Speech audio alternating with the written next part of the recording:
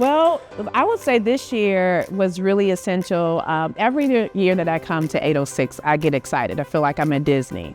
Just because I feel like I'm a part of the family now. And I feel because the conference is so lovely and driven by family that you feel like you're a part of your extension of family when you come to 806. It's not just another conference, it's a whole experience.